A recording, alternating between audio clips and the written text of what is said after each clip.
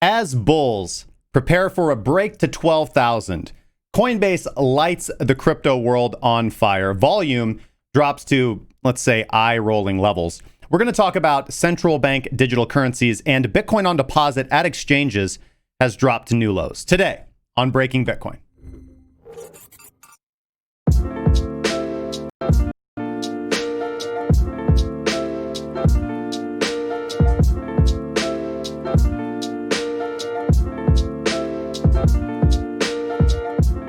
I'm Samson Mo from Blockstream, and you're watching Breaking Bitcoin. All right, welcome back to Breaking Bitcoin. This is, of course, your daily source for everything cryptocurrency markets and personal finance. Hopefully, everyone is doing fantastic today, wherever you happen to be and however you are tuning into us this afternoon. We got a fantastic show for you guys today. As always, today's show is brought to you by the Cracking Crypotcurrency Premium Trading Group. And as we roll into Monday's volume, hopefully an exciting day of trading, there has never been a better time to learn how to navigate these cryptocurrency markets or any financial market. Doesn't matter, cryptocurrency, Forex, stocks, derivatives. We've got you covered at the Premium Trading Group. You can join our community of professional traders and begin building your own objective, data-driven strategy today. If you're tired of trading with your gut or following crypto Twitter, watching poor discipline in trade management sap away your progress, you can make the change and join us at premium.crackingcryptocurrency.com. That's premium.crackingcryptocurrency.com to get started today. We've got a fantastic show. Like I said, so much to talk about. We've got all the good people in the house. We've got Don Cannon, Stephen Hyatt. Who else do we got? Rhino TD, Zodiac World, Gabe T. Midwest Attempts, as always, in the house. Crypto Jack, David Rice, Epistemic Crisis, Jose Canetta. Good to see you guys. Backing up the truck on the lemons. Yeah, by the way, let me hit that lemon stash before we get started. Obviously, an exciting weekend. Whole lot to talk about. Everybody out in storm over basically all of the the social media channels. If you guys were following Twitter over the weekend, you couldn't take two steps without having a philosophical debate over cryptocurrency, privacy, security, advocacy. And sometimes while that is, and while often, as I've always said, pretty much for my entire life, the conviction of one's beliefs are forged in the fire of strong debate, right? Strong, rational debate. And it's absolutely necessary. But I'm not going to lie, at times it can be exhausting, particularly when you are just trying to focus on your own strategy and your own thing. So that's what we're going to do today. We're going to focus on the markets. We're going to focus on the charts. We're going to focus on the correct trading setups. And we're going to focus on your guys' questions. Of course, we are going to be touching later on in the show about Coinbase. We're also going to be touching on CBDCs and the Philadelphia Federal Reserve Banks, or at least their particular viewpoint on them and kind of their dire warnings against CBDCs. Of course, we've warned about this before. Peckham 08, don't worry, man. Always okay to be late, except to your own funeral. And we're going to be kind of commenting and touching on that. However, we've got a lot of market data coming in, a lot of stuff to go over. So let's get right to it. If you guys have any questions, comments, drop them in the live chat. The moderators will direct my attention to them. And of course, if you guys are watching us over on YouTube, make sure to subscribe and hit the bell icon. That's the only way you can be notified when we go live. And if you like the show, if you enjoy the content, make sure to support the show with a thumbs up. Trying to get to 50 likes before we even hit the news, guys. If you're over there on Twitch or D Live, we love you as well. You can support us with a follow or a subscription. All right, let's get rocking, guys. Let's get rocking. Here we are in the live scene. We've got a lot to do. You know what I've done? I have gone ahead and added timestamp. You know, they got the watermarks on these charts. I put the watermarks in the background so that people can clearly know, like, you guys might like it, you guys might not. I don't really like these for my own charts. But I have gone ahead and added them. So you guys let me know what you think moving forward. All right, daily time frame. Let's start off there. Now, overall, Bitcoin is consolidating in a fairly tight range, tighter and tighter. Now, I know that for a lot of traders who follow vol and vol on either side of the coin, whether that be volume or volatility, TPO, all of these kinds of things, those who are, kind of at the higher, what I would consider the higher tier, maybe not even higher tier. I don't mean that in discussion, but just who operate in the range of high discretionary trading, high subjectivity trading, volume analysis, volume profile analysis, TPO, things of that nature, sweeps, all of that. This is what we're going to refer to as market compression, where you see volume decreasing, however, the range getting tighter and tighter and tighter. And this often, as I said, this is indicative of what we're going to call market compression. And this is generally, I mean, it always is, what precedes high volatility. High volatility is characterized by large movements. High volume, if you add high volume into high volatility, you get generally long trending movements and breakouts of ranges. These are compression periods. These are windups before long movements, breakups to the upside or downside, right? And areas like these, as I said to the premium members this morning, these can be tricky to trade, right? It just depends on what your strategy is. Range trading, overbought, oversold strategies tend to do well. And of course, we've talked about that before, using something like Bollinger Bands or using something like Volatility Expander, all of these kinds of things. And these strategies can, minks on the lower time frames, operating as a reversal indicator. These are all decent strategies that one can comport with, looking at levels of like horizontal support and resistance comprised with volume profile analysis as well, which we've actually been doing. But if you're looking to actualize or act on your higher time frame directional bias, then often generally what traders will do in these ranges is attempt to get their entries, and they've got to stick to their guns on that because they are going to see the market move against them, and they'll just kind of patiently look to stack their entries as the market swings at the lower range of price action if they're looking to go long, or the higher range if they're looking to go short, and just kind of stack those entries. That is one way to go about this.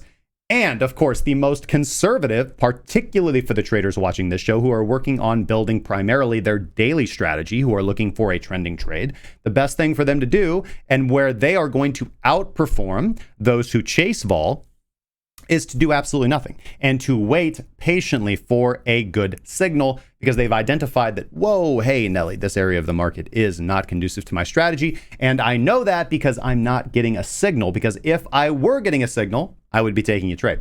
Ultimately, most individuals are not going to be getting a signal, have not really been getting an objective trading signal out of this range, most likely for the past 2 weeks, maybe even a little bit longer. And those who have either have a little bit more sensitive strategies, and that's fine. They're just going to have drawdown in these particular ranges, or might need to go back and optimize their strategies again. But however, you don't take, if you've done all the work to build the strategy the correct way, you don't take short-term data. For example, Cybot, for example, needs more time data. Performs well backwards and forwards, ran into a bad patch. However, you let the thing run, and we know that it beats the market in the long run. So these are the things that you do when you have a mechanical strategy. A good, profitable mechanical strategy is you allow it to do its job. You get out of its way and you allow it to do its job. And you don't look for reasons to take a trade if your system isn't telling you to take a trade. All right. So let's break down. Don Candon has been a member for a year, still waiting for a signal on a yearly time frame. We're going, man. Trina Hicks, Shane Dubb, thank you guys so much for the YouTube subscriptions. I highly appreciate that. All right. So on the daily time frame, frankly, nothing really significantly changed since the last time we visited price last week, right? We had some weekend volatility, but as we come into Monday's trading session, right, the afternoon of the trading session, we find ourselves overall looking at the same thing, looking for those same objective confirmations that we were looking at on Friday. So we're still looking for the impetus, the reason, the desire, the signal to take a daily swing trade in any direction, right? And of course, as I said, this ultimately depends on your own system. I know some individuals are positioned, and of course, we have some automated systems that are running that do have us in position in particular ways.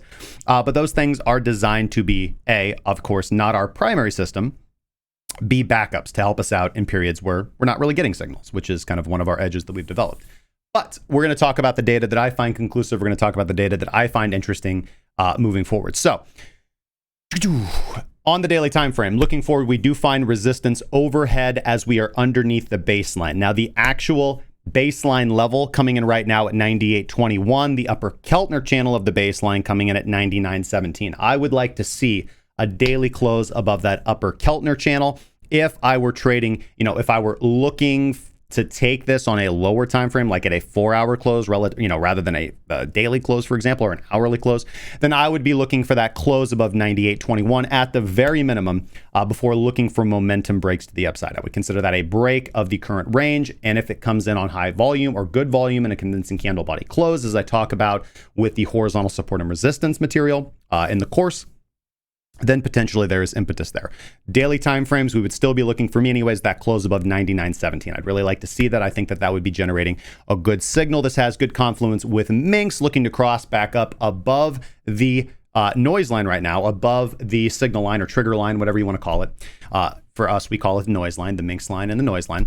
This is just as a simple line cross indicator utilizing minx. We are in the bullish control zone on minx. That is above zero, meaning we are in relative bullish territory, at least on minx. And it is signaling what we would call a continuation long as of today's daily close, because we can see that minx is at 39.87 and noise is at 36.88. Okay, we need confluence for this, though. This is just one momentum oscillator that is giving us a continuation signal. Parallax, after a little bit of weekend volatility, which, as you guys know, I tend to ignore, did push us into the red. We have recovered and are to the upside right now, back above zero at 3.60. So fairly weak parallax, however, still hinting at bullish momentum. Wadatar explosion, though. This is what's going, and this is just regular, basic, as Don Cannon would call it, just good old simple plain Wadatar explosion. This is fairly inconclusive. We are below the dead zone. We are below the explosion level. This is telling us really not to trade, because this is our volume and volatility filter, and this is critical. This is letting us know that there is just not gas in the tank to be taking a trade in either direction, regardless of what your directional bias is. So we need to see some volume, and unfortunately, that means we're going to need to see some movement. We're going to have to wait. We're going to have to give up some of the movement in either direction so that we can get the confirmation to justify trading in that direction. And that is why generally we have a higher probability of success. This is why we do have a higher probability of success than generally more discretionary traders, because we wait for confirmation. We give up a little bit of the movement to justify trading, because we typically take larger positions when we trade in a particular direction.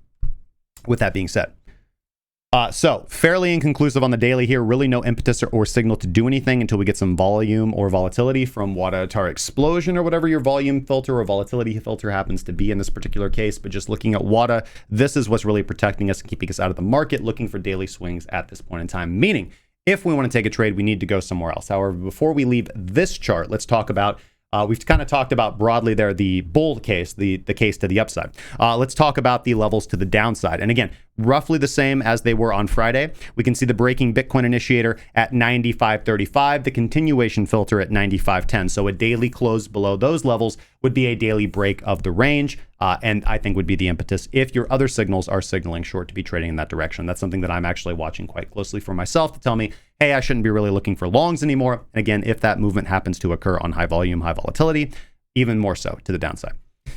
Because that'll probably cross minx back down below the trigger line. That'll probably push parallax back down to the zero, and we will have a good objective signal to be short from that range. Hasn't happened yet, so therefore, as far as daily swings go, I'm on the sidelines. Now, before I leave the daily, I would be bereft if I did not mention, of course, let's take this off and let's talk about bottom feeder. Bottom feeder putting in some action on the daily timeframes. Here we are on the Bitstamp chart. Did fire. All right, I know that it fired on Binance. I know that it fired on ByBit. I took the Bitstamp signal. I believe on Binance and maybe it was Binance and BitMEX, right? Fired on the 5th, or maybe it was ByBit. Fired on the 5th. But I ended up, and I know, I ended up taking the signal on the 6th. And of course, we are signaling again.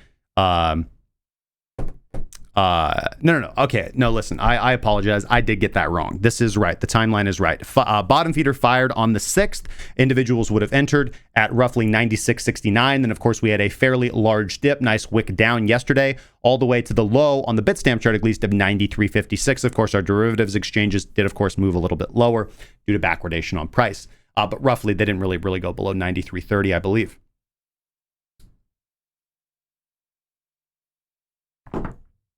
Now, I actually did not take that signal personally.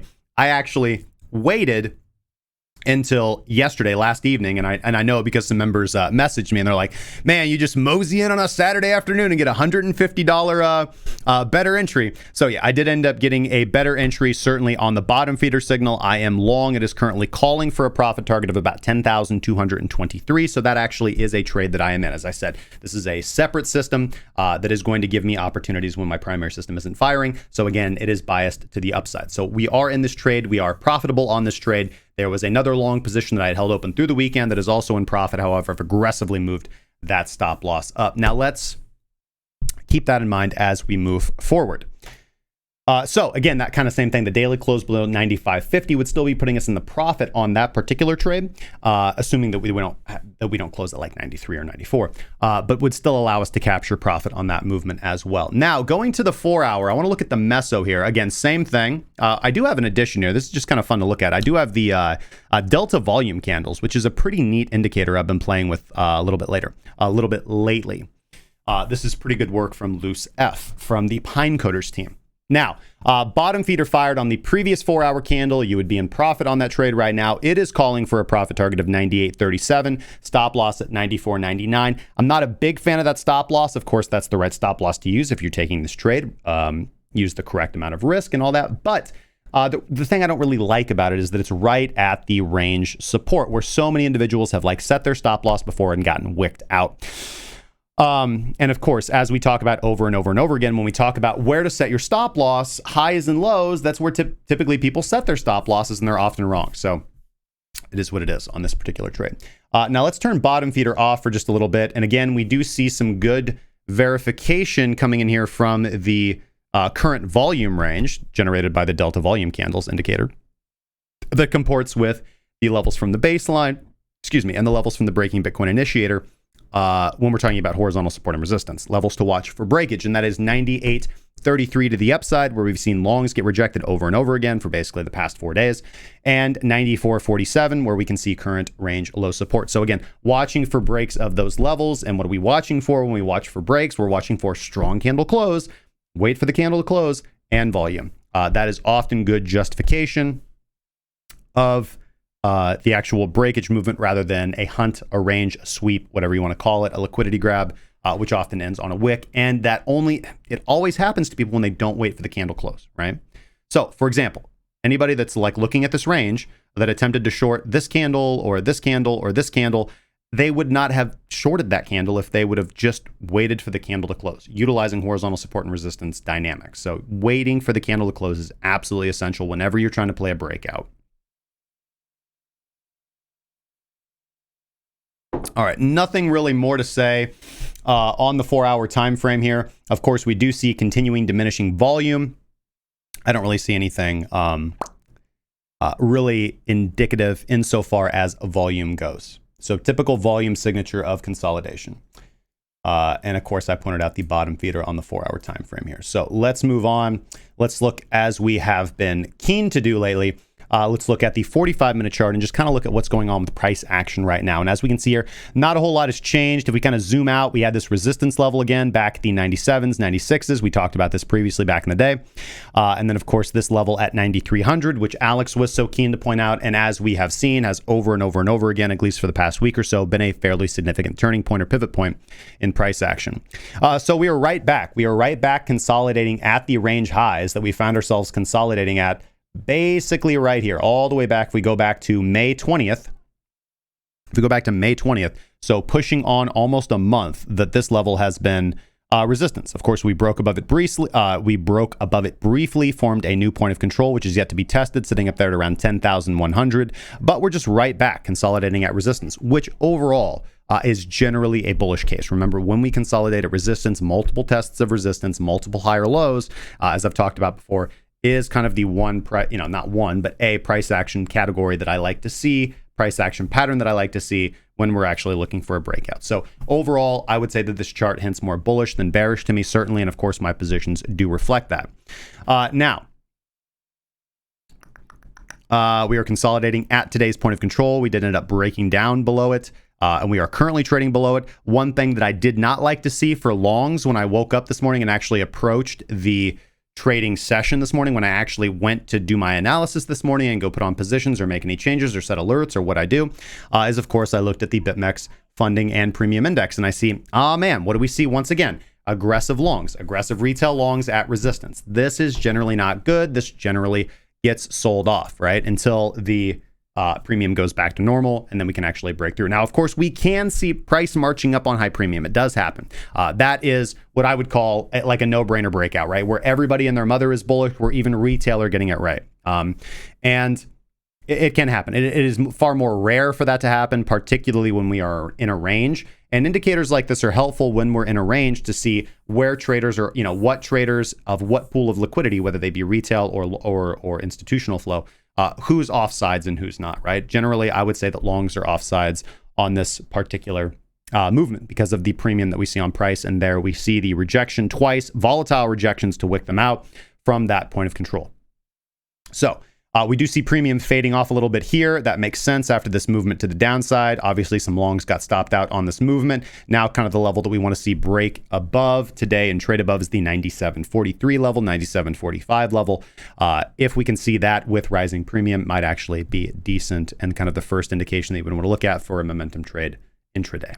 But and so what did I do? This is what I did earlier this morning to protect myself. I was already in good profits on my long, and I wanted to lock that P&L in because I'm going to be doing a lot of educational writing today. Over the course of June, I'm going to have less time to trade discretionarily. I wake up, I do my analysis and my stuff in the morning, and then in the afternoon, in 30-minute segments, I sit down and trade my markets of choice. That is traditional markets at 2:30, CFDs and Forex at 3:30, and then, of course, cryptocurrency at 6:30 p.m. for myself. But beyond that, I don't really have a lot of time this month because I'm focusing so much on the educational content and getting this big push for the online trading academy. I don't really have the extra time to do a lot of discretionary trading. So that's going to take place in the morning, if at all. So this morning I wanted to lock in profit. I was up a good portion of profit on the positions, on the long positions that I put on over the weekend and of course last night. And so utilizing the BTC USDT contract, I went ahead and put on shorts basically right at the point of control to protect myself, right? So obviously I incurred a nice little bit of profit. I didn't close any of my longs out, right? And this is kind of the beauty of doing it this way, right? Because I was already in profit on my longs, I opened up a short at resistance for the exact same quantity of the longs. And this puts me flat. This means that it doesn't really matter where price goes up or down. I've locked in that profit differential. Now, because I used market orders, I of course am going to pay, I'm going to pay a small fee. Basically, I ate, 0.075% of my profit away to be able to put this protective order on. But this allows me to treat this like a straddled call. So if price continues to pump, I can dump the protective short. Once I have confirmation that I'm pretty sure price is going to go up in long swing, I'll then add to my position with a long swing position and just ride that profit up. And I kind of got an early in, right? Kind of like a booster for my long. And if price moves to the downside, then my short accumulates the profit that my long is giving back. Either way, I've locked in the profit on my trade. And I posted that this morning for the premium members. Crypto Caveman in the house. Good to see you, my friend. All right. So this is what I would be watching today, watching this point of control for resistance, for breakage, for volume. Low volume coming up here this time. Haven't formed a higher low yet, so the area to watch in my opinion. SPY mini futures look interesting, do look like we're coiling here for a breakout. I think we'll see early confirmation with the ES mini futures here. If we do end up breaking to the upside here, then Bitcoin is likely to follow along with it. So because this is also poised, in my opinion, to be far more bullish than bearish at this point in time, justifying my long exposure still in the markets. Although, from a fundamental perspective, I'm thinking about offloading some things that I've been holding for years. Sounds about time, moving that into physical gold and silver. ES mini futures do, of course, on a daily trading basis, look geared bullish. CME futures, inconclusive. Nothing really drastic here coming in on the CME futures. Daily time frame. I mean, if we're looking for big movements, big explosive movements, the CME futures are even more conservative because we are below the baseline and have been for quite a while. 10,140 is the resistance level to the upside to break here on the CME futures. And if we drill down into price a little bit, again, good justification for this pump to the upside. What do we see? Backwardation on price right at the lows, indicating aggressive market selling. And that is generally a bad move. We do see absorption of sell side order flow right here. And here, of course, the long wicks to the downside at range support. Not much to do. And we're beginning to see that now. But we can see this kind of initial absorption of buy-side flow, high volume pushing to the upside, and bulls right now do seem to be tearing through. We haven't seen that strong rejection yet, nor have I seen, we can just look at, this is agri-trade, this is aggressive trade. We're seeing just big market orders come into the upside. So overall, this is certainly poised more bullish than bearish intraday. The bulls really are stepping in and showing some strength here, pushing price up to that resistance level. Good market buys. We have not seen heavy sell side order flow, and the initial attempts to absorb this buy side order flow by position sellers or limit sellers has failed because we've pushed right through them. So if bears do not step in, right around that $9,800 level, this does look good intraday for continued upside. All right, I do want to go show the alternative system that I've been working on that I quite like. that is generally available for everybody to utilize. All right, we've got a 26-period Donchian. We've got a true strength index. We've got a time transformation. We've got a dynamic money flow. This is a good system, right? This back tests very well. This trades forward very well. I quite like this system. Not hinting at longs because true strength index is underneath the signal line, but we are above the baseline here. Our volume indicator is positive, so only confirming longs, telling us we should only be looking for longs. Time transformation did just cross up to the upside. So starting at today's daily close, we do have three candles in which true strength index can actually cross to the upside to justify long swings. And if we get that at anywhere around current price, we would be looking for upside targets. ATR has fallen quite low, so our targets are going to be closer than they normally are. So right now, daily long swings have an initial target of 10,200, 10,700, 10,650, and 11,120. Let's just do some rounding here. Would be the levels. Invalidation at 90.50, which is quite a safe, stop loss, hard stop loss, in my opinion.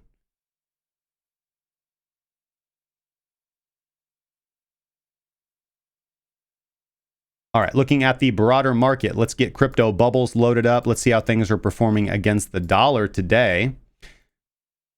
Big old reset. And of course, pairs continue to trade well. Altcoins continue to trade well against the dollar. The fears of the end of alt season that came in over the weekend were unjustified. Alex continues to be fairly heavily weighted in altcoins. And since he is, now trading a good portion via that system of my capital, as am I. So things are overall quite good. Good profits. I mean, fantastic running trades. If we look at BTC pairs, are seeing a little bit of Christmas tree action. UBT, Celsius, UMA, Loop Ring, Steam, Electronium, down against BTC today. But again, we can just flip the coin and say basic attention token, which is on a moon mission, Zilliqua, VeChain, Blockstacks, Raven, Verge, Qtum, Decred, BitShares, Monero, Crow. All these are moving up. So overall, this is good to see. This is, as we can see, I think the Celsius, the UBT, the UMA, the Loop Ring, the Tron, these have been, Neo, Theta, these have been good performers. So they are just pulling back a little bit and others are stepping in to take their place. So overall, good valuation still in the altcoin market. Alt season does not appear to be over yet at this point in time.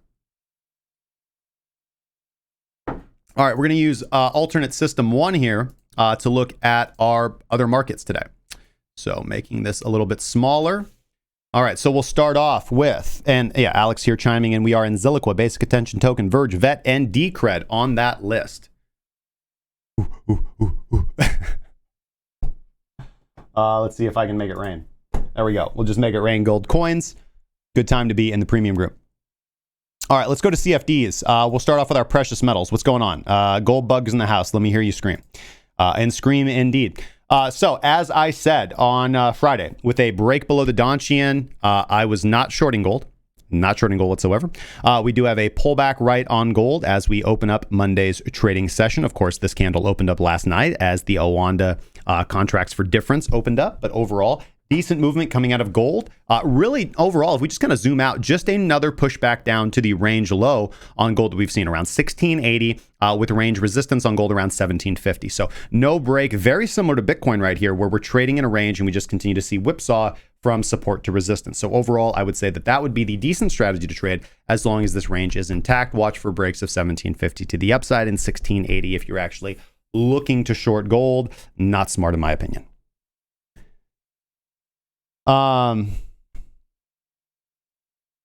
And looking for objective signals, though, there is no impetus to go long on gold here. A, we're below the Donchian. B's true strength index is veering away quite sharply from the signal line, and time transformation is crossed underneath the signal line here. However, dynamic money flow is still hinting at upside volume flow on gold. So overall positive, nothing to short yet. Going to take quite a while to shake us out of this range and get some negative volume flow coming in on gold. Palladium, beginning a good charge today. Palladium actually begins to look like a strong short today. We do see some rising volume over the last few days after a big pin bar to the downside. Again, right back down to previous support, but a higher low here on palladium. And after a little bit of chop, we actually do see a little bit. Actually, you know what? I'm not going to lie. This is relative lower volume on the CFD. If you were just looking at a volume, of course, we're below the volume moving average, and we had this kind of blow off over here after this dip.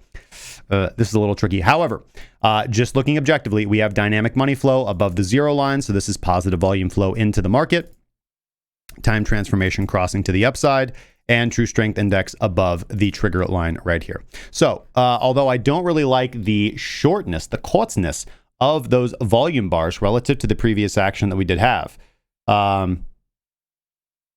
this is a potential long. Palladium has turned from a potential short into a potential long. So that one's actually going to go on my watch list to review at daily candle close. Silver. Silver's a little bit tricky here. Fundamentally, I am extremely bullish on silver. I am stacking silver. I'm stacking silver. Money flow is quite positive here. We are above the Donchian, kind of got set up here with a reversal baseline bounce or a cloud bounce, whatever you guys would like to call it. True strength index has not crossed under the signal line, but is veered very, very close to it, is pinching, and time transformation has not crossed back up to the upside. So there's no indication here to do a continuation long on silver. Certainly one to watch. And ultimately, I'm not even going to lie. The technicals, of course, I am still trading. I will still continue to trade until the day that I'm unable to trade anymore or it's unprofitable. But I am aggressively stacking silver, and I've been doing that more so. And that's fundamental. So I'm not even really concerned about the price on that for the next like 5 to 10 years. So that's all I got to say on that. But as far as objective trading, nothing to do so far today. Platinum. I'm going to have to stay out of platinum for right now. We kind of get the same thing as silver here. Overall consolidation at resistance and a little bit of a plunge back down to the baseline and a kick back off. But TSI has crossed under, early warning signal. So give this one a few days to kind of shake itself out, and no cross back over on time transformation. So just nothing to do at this point in time on platinum. That's about all I've got on CFDs. We just looked at precious metals. Let's look at the majors on ByBit. We already talked about Bitcoin ad nauseum. Ethereum, same consolidation at resistance, begins to look more bearish than bullish, waiting on that crossover signal from time transformation, which might occur at daily close. We are above the qualifying line, so I would take a little bit lower risk on Ethereum. But certainly I would argue that Ethereum looking to break out here. But again, to protect myself, I have no Ethereum exposure at this point in time. And I'm watching you, Ethereum. I'm watching you. Levels to watch to the downside here. We don't really have any levels to watch to the upside. I don't see any important horizontal levels that I think are significant. I'm just watching for the technical signals here. Would be 223.14 to the downside. EOS USD coming off the announcement that they're going to be launching that social media platform next month. Price is not responding fantastically. EOS selling down a little bit into the qualifier zone. Again, DMF looks good. TSI looks good. Potatoes and rice. And time transformation hinting at a cross under. So I would watch 266, the baseline, to see if we can get a reversal baseline bounce on this system. But nothing to do on EOS today. And neither XRP. Just throw me off a bridge for this XRP chart. Really.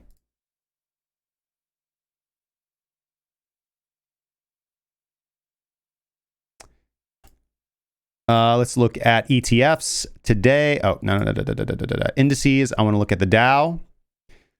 I mean, listen, what can I say, man? Dow gapping to the upside, pushing up. Congratulations to the bulls.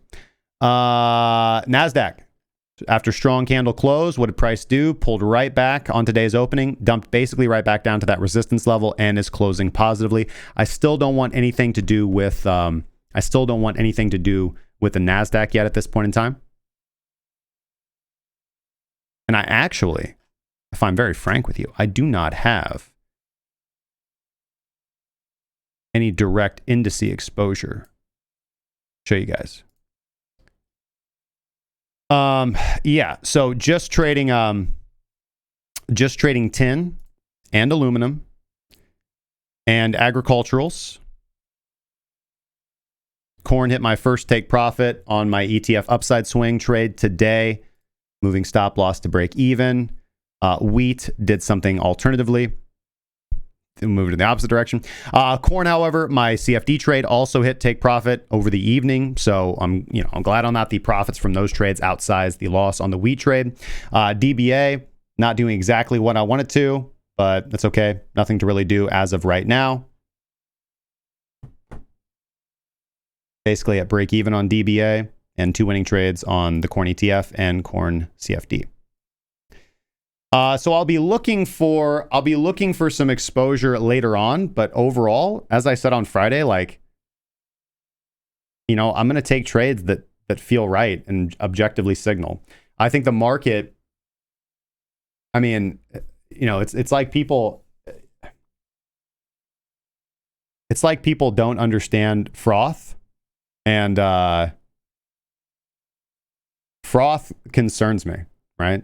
And this is when I step aside and I'm like, okay, I'm just going to trade the ETFs that I feel comfortable trading because they're going to get offside exposure, and they're going to be the kind of the last things to move, the last things to dump, at least in a negative way, if the market's going to continue to move up. So we'll talk about this later a little bit. Where do I buy corn? Costco? No, I really prefer Sam's Club, man. Honestly, they've got much better premium. You can get bigger bags. They've got more convenient handles. Let's see here. One other indice that we didn't look at. Sorry, we looked at the NASDAQ, we looked at the Dow, we did not look at the SPY, which also opened up positive today. And of course, the futures did hint at this basically since the futures opened up last night.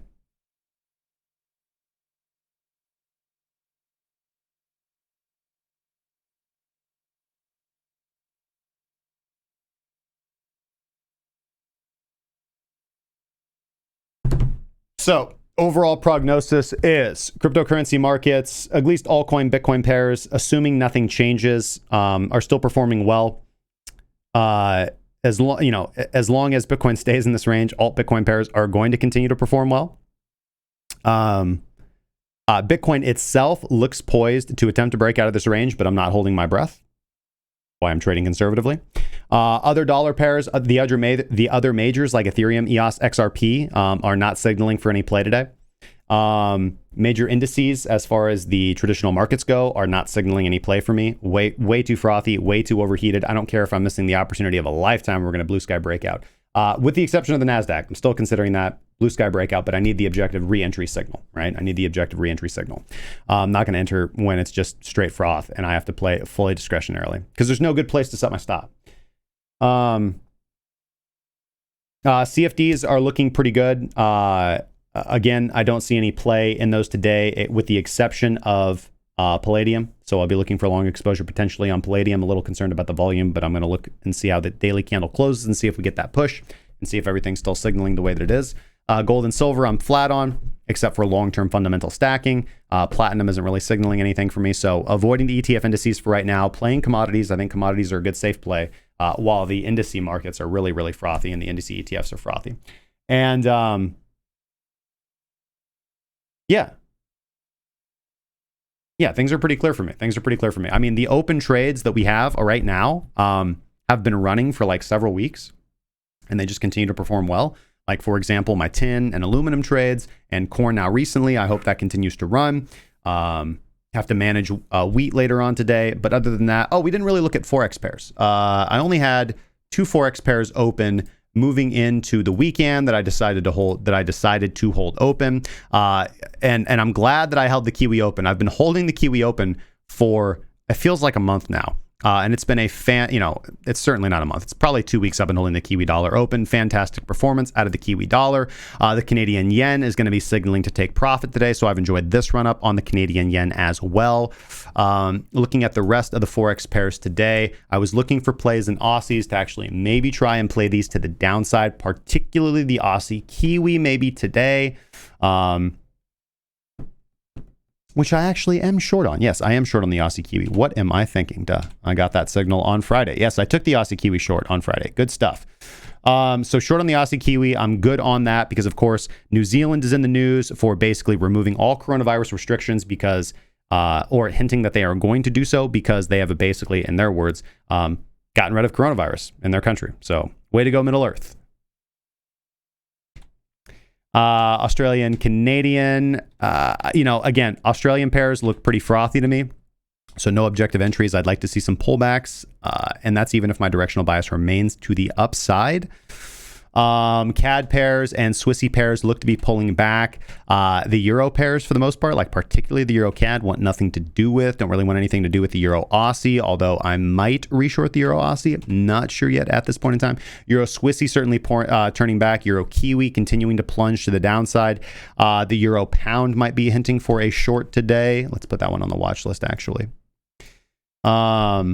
The Euro Yen pulling back, the Euro Dollar pulling back, the Pound Kiwi plunging, the Pound CAD doing nothing, Pound Swissy pulling back, Pound Yen pulling back, Pound Dollar performing well. So basically everything but the reserve currency. Kiwi Dollar doing well. The Kiwis should be performing well against everything. And the dollar should basically be performing terribly against everything. Yes. Yes, even against the UN. So good stuff. I mean, what a time to be trading the Forex markets. I'm glad that I stayed in the winners with the position sizes that I chose to stay in. But what a fantastic time to be trading Forex. All right, with that being said, let's see if I missed anything in my notes here.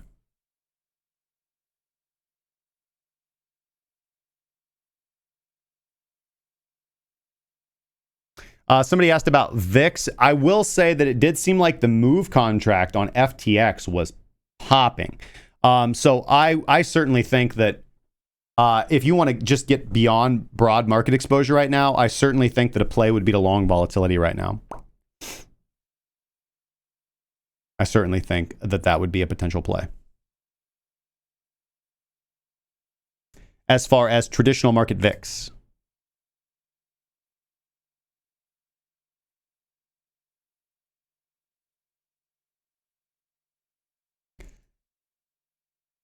No plays on any of the ETNs that I would want.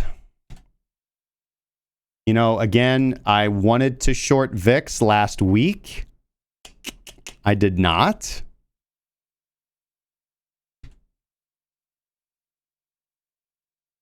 Certainly the play.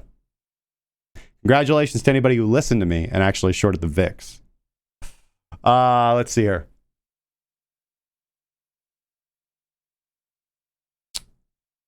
I would not long.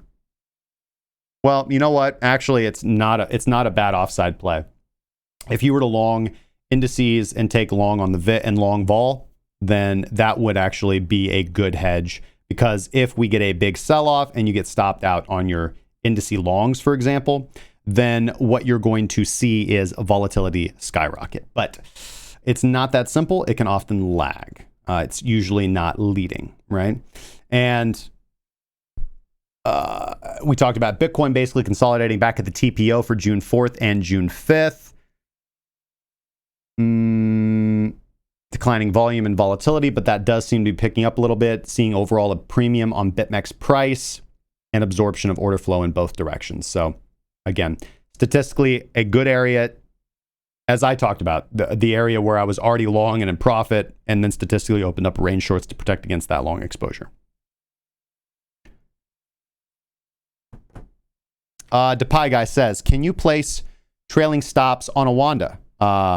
Yes, you can. What you have to do is you go into, so I just use the Wanda web portal to actually do my trading. You can do it from TradingView though as well. But you have to go into positions and edit the stop loss that you have on your trade. And there will be, you just scroll down at the very bottom, there's an option to set trailing stop loss, and you just set it there.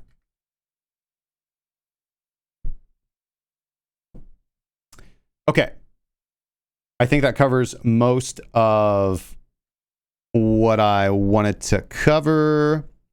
I'll look at China 50 for you, Mancunian.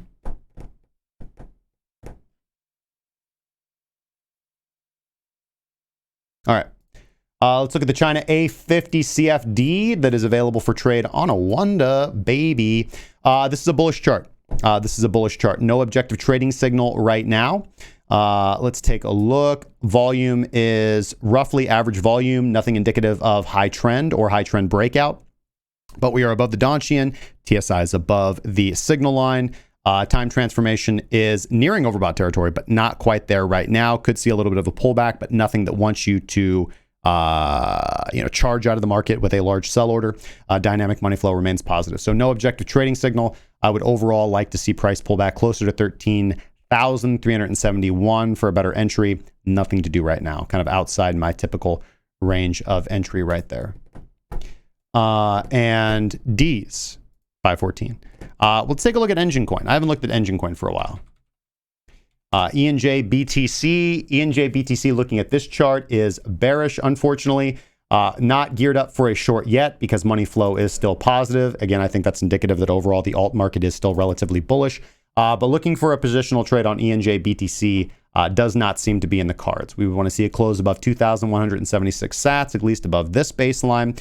We can see declining volume, however, which is indicative that the market does not agree with this bearish trend. So this is often indicative of this volume profile, this volume signature is often indicative of what you'll often see, chartists do and throw this kind of descending wedge pattern onto something like this, or this kind of bull flag pattern onto Engine Coin. Which I would tend to agree with in this case. I think that you do have a good case for a bullish breakout here. And what I like even more about the Donchian here in this case is that that's right at that horizontal resistance level, that 2176. So assuming that the declining volume is correct, because of course you can get a massive sell order here at any point. If Bitcoin decides to go to the moon, then somebody's going to market sell Engine Coin. Somebody's going to sell all the all altcoins to Bitcoin for the most part. You're going to see that trend confirm. And then you'll be like, well, there was declining volume until that big sell order came in. So breakout above 2176. And we would need to see TSI cross back up, time transformation cross back up, depending on what kind of signal that you're using. But I wouldn't short Engine Coin. I would really not do anything with this. I would be in a position to see this come back up though, because I just don't really see any good place to short unless you want to play contrary and play that kind of retest of 2175. Yeah. And Cardano, let's take a look at Cardano real quick. Oh, my dear Lord. Y'all call this a bull pennant, right? I would call this get the hell out. If it pumps, re-enter. If it dumps, you grabbed fantastic profits.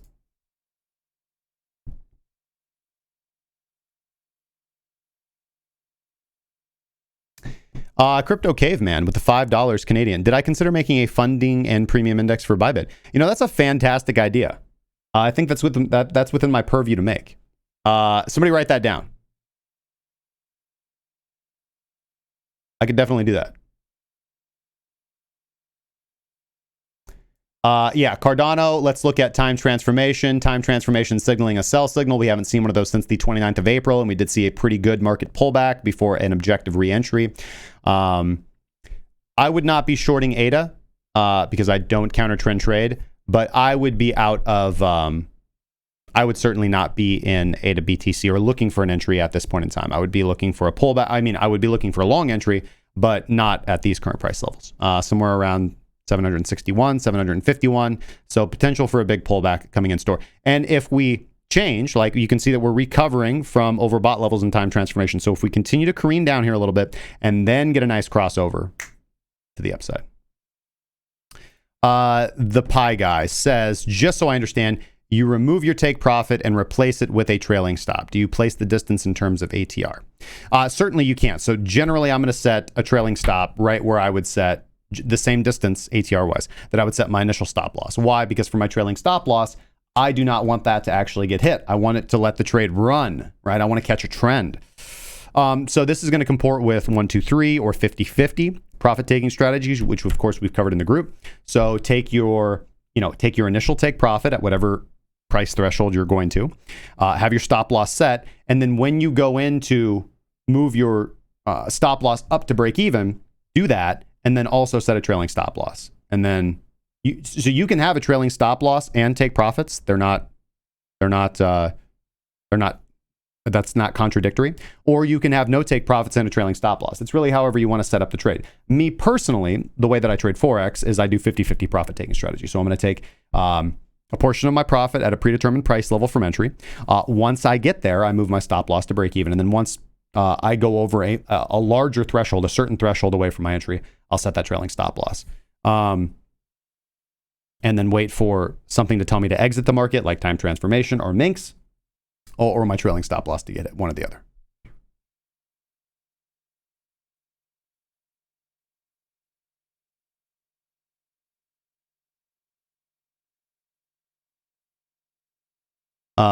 Let's see here. What do I think about HAI? I don't really have any thoughts about HAI. Storm Holloway took some profits on his ADA perp. Forgot I even had it open. Here's a test for you. VeChain has chimed a bearish diamond on the 5-minute chart. Don't look at VET on the 5-minute chart. It's noise, dude. Save yourself some grief.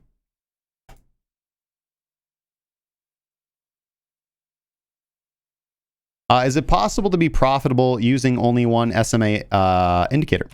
You know, I'm not going to say no. I mean, listen, I know individuals.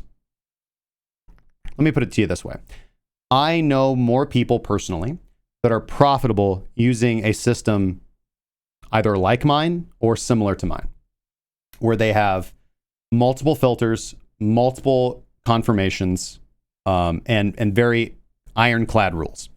The less that you have to, like, it's kind of a nice balance, right? Like, if you're ultra minimalist, that opens up a lot of room for subjectivity. The more subjectivity you introduce into your system, the less consistent your results get, right? Now, some people are just good at that. In my experience, it is the smaller percentage of the traders that I meet, right?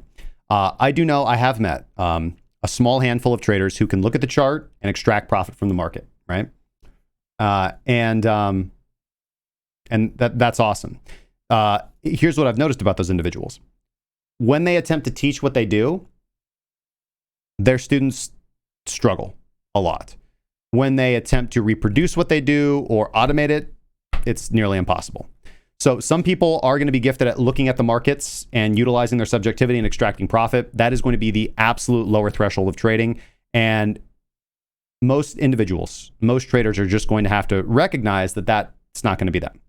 And that's okay, because I think that the path for those who build objective systems is not only easier, but more consistent, in my opinion. So while I certainly won't say no, you might be, it just depends on how you use that SMA, right? An indicator just represents data. It has to come down to you to interpret, well, how am I going to use this data, right? Am I going to use this as, what does this mean when the SMA does this? What does this mean when the SMA does that? Et cetera, et cetera, et cetera.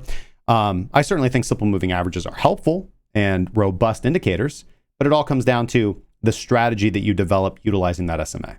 And personally, I certainly lean toward less is more, but too little is dangerous, right? Like look at my setup, for example, right? I have long-term momentum or trending momentum. I have short-term momentum to catch changes, and I look at volume and volatility, right? And then I have a filter called the baseline. So this helps direct my trades. And then I have a stop and target system that's kind of burned into my brain that I don't really have to put it on the chart. In fact, I can put it on the chart. It's called Quadrigo. Go, baby, go. I think that's good, right? Every indicator in its place, everything does something purposeful. I can explain it very, very simply. I can explain it in a few sentences or less. Too many indicators, like more than 5, in my opinion. And it takes you like 30 minutes to explain how your indicators work together. And too little indicators, I feel like there's a lot of subjectivity.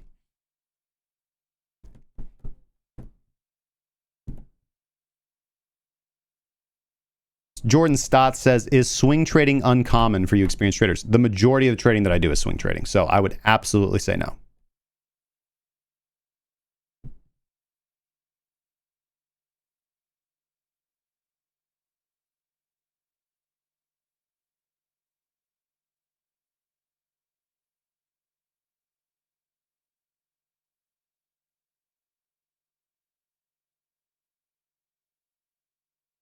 Mancunian says, are there any Bitcoin STO IPOs of note in the pipeline? Not that I'm aware of. invest in Blockstream if you get a chance.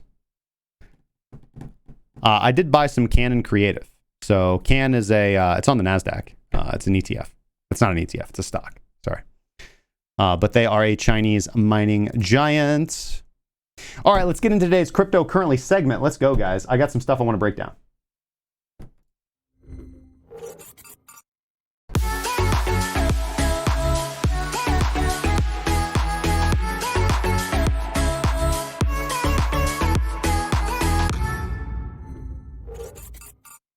All right. Whoa, gold coins everywhere. Wow. Yes, because price is bullish, baby, as Jason would say. All right. Now, according to the we're going to be covering a couple things here. A, Coinbase and privacy, and deposits on exchanges at record lows. Related? You be the judge. Because according to the latest data from Glassnodes, we've used Glassnodes quite a bit on the channel, and I bought a long-term subscription to them a while ago so that I could have better data for the show.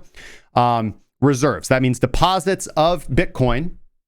I'm not going to be talking about any other digital assets right now, just Bitcoin, the king, the Lord, the Savior. Just kidding. On deposit at exchanges have fallen to the lowest that they've ever been in the last year, 12-month lows. Okay. Now, of course, this coincides with, what blew up on Twitter over the weekend. The fact that Coinbase is, a few things about Coinbase. So let's just cover one thing first. A, it could be objectively said that Coinbase is experiencing what we could call a run on the bank, right? A run on the Bitcoin bank. Users rushing back to the platform on Coinbase to withdraw Bitcoin and send it elsewhere in record numbers, right? Now, this certainly has something to do with the news that broke over the weekend when it was revealed that Coinbase may or has entered into agreement. Some of this is up in the air, but Coinbase is in agreements to sell their blockchain intelligence arm, Coinbase Analytics. Remember, they acquired Neutrino not too long ago. To entities like the Internal Revenue Service and the Drug Enforcement Agency. And of course, this created a absolute firestorm on Twitter of privacy and virtue signaling and this and that and a lot of noise. But following these reports, there was a surge in Bitcoin outflow from the exchange. I do want to point out here, though, that we'll be looking at the Glassnodes data here in just a little bit. And you, however, although you do see a surge, you can clearly see that this is just an exacerbation of a trend that has been ongoing and one that we've been talking about for a while. This whole idea of Bitcoin outflowing from exchanges, not just Coinbase, has been going on for quite some time. This coinciding with institutional interest in Ethereum. Look at the ETHE. Look at the massive premiums on ETHE, for example, the Grayscale asset, the Grayscale Trust, and as well as GBDC, the Bitcoin Trust as well. Massive volume pouring into those. And overall, just to condense here, an outflow of Bitcoin from exchanges, indicating that long-term holders are signaling that they do not want their Bitcoin on exchanges because they know that that's dangerous and they intend to hold their Bitcoin for the foreseeable future. Most likely, the logical investment decision here or reason is as a hedge against inflation, because obviously that is hot in the news. We are in late stage empire activity. We now have stimulus. We now have direct payments to the body populace, particularly here in the United States. This has already been ongoing in other countries. And overall, now we're seeing protests and riots break out. This is what happens when a nation debases their currency. We're seeing a massive surge in interest in gold and silver, despite market manipulation. Now, getting back to Coinbase and this whole idea of them selling user data, right? Of course, like any other broker or exchange. Remember, this is a little different. I think the perspective on this is a little different from those who are who have only entered into cryptocurrency and don't have experience in other markets. But for example, if you trade Forex, to sign up for a Forex exchange, you have to do KYC AML. So that social security number is going in there, right? That photo ID, that copy of your utility bill is going in there. Same if you register on Kraken, right? Kraken's no different.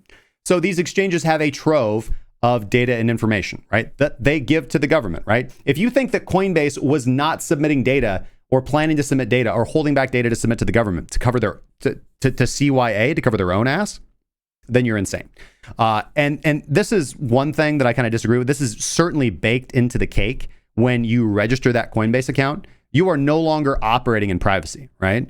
Coinbase is there for convenience and normies. So if you, like as I said, there, Andreas Antonopoulos and his, I can't remember her name, the other host of the Let's Talk Bitcoin podcast, they have a great metaphor for this called the sovereignty staircase, right? If you are using, first off, the government already knows all your data, right? If you're using Google, Facebook, Twitter, you're not running a VPN. You don't use digital identity. You don't use you don't use any kind of online really security or privacy. You're browsing on your phone. You've got location on. All of these things that 98% of people do. Then all your data is already out there, right? So I think it's a little silly for you to be like, oh my God, Coinbase is going to report my data. Data that you're already freely giving out on all these other platforms, right? Because you're not mixing your coins, you're not using CoinJoin, you're not taking any attempt to blend or mix or make your coins as pseudonymous as possible. But Bitcoin allows you the opportunity to do that. So let's say, for example, like I'm going to make a pretty controversial stand right here. If somebody comes to me and asks how to get involved in Bitcoin, I am going to recommend that they go set up a Coinbase account, right? Because that's going to get them in the door. And then after they're familiar with utilizing Coinbase, I will approach them and say, now, if you want anonymity and privacy, here's how to download Wasabi wallet. Here's how to utilize CoinJoin. Here's how to use Tails. Here's how to set up an Electrum wallet. All of these things to enhance anonymity and privacy. Here's how to get a hardware wallet, buy a crypto tag, all of these things. Because I think that is the next logical step. To say, though, that Coinbase doesn't represent a valuable service to onboard individuals into the market and A, make number go up, which is good, and B, just get more people in the door, I think is silly. That would be like saying, no, man, you shouldn't trade Forex because you can make money, but you got to give them all your social security data. It's baked into the cake. Like, you know that. There are ways to engage in cryptocurrency and Bitcoin completely privately. But the reality is most people aren't going to do that. And I really think that people, while I advocate for digital security and privacy, I think that people are doing more harm than good when they take a radical approach to that, right? People need to become accustomed and familiar to that, and that needs to be baked into the cake. I think utilizing cryptocurrency makes that more normal for them.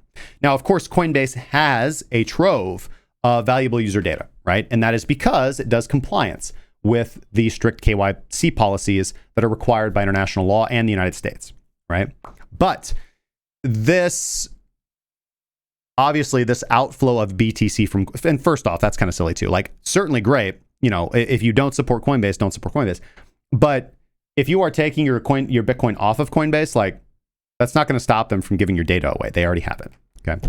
But of course, investors are worried that this deal that Coinbase wants to do with its analytics firms is going to jeopardize their private user data. But again, it's debatable.